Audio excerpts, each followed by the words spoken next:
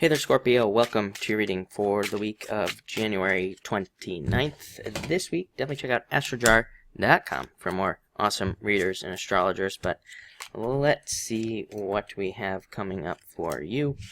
Looks like a good week for sure. Definitely more stable than everybody else, so that's nice. But you start off with the Two of Diamonds. Card of matching up perfectly with something. Some of you could be getting a new job, or I feel like saying some of you need to get a new job. So maybe some of you haven't really thought about it yet, but maybe you need something new. Sometimes I think that those types of messages come in saying, hey, there is something coming in for you that could be a lot better, so take advantage of that opportunity for sure. It would probably be something, I'm just looking at the chart out of the corner of my eye here, it would probably be something that you've thought about doing in the past. So a lot of you could be thinking about entering into new careers that you thought about like 10 years ago. It literally could be that long ago. So it could be like something returning.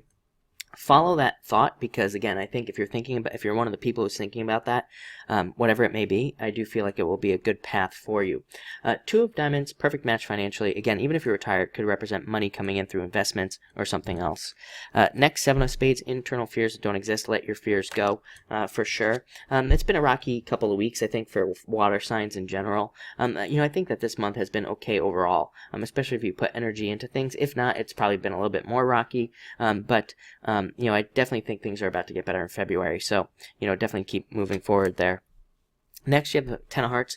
People being loyal to you. A lot of you might need to build loyalty as well. I would say if you have a business or if you have a career where you work with people, definitely a time for you to try to build up loyalty with those people, try to get more followers. This is even great for social media and things like that. Love looks really good this week as well.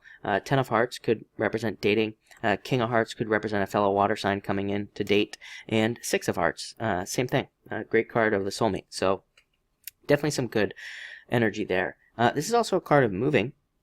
And I don't normally say that, but you have the Four of Diamonds as well. So you do have the two cards together. Very strong, moving energy, very good for making a move, deciding to move, or thinking about moving. I would just say, in general, I think a lot of people are going to be moving. I think there's a lot of double moves coming up as well. And what that means is I think that over basically the past 2 years, for the next 3 years, I would say, I think people are going to maybe have these thoughts that they want to move somewhere. They move there, they find out it's not really perfect, and then I think people are going to move again.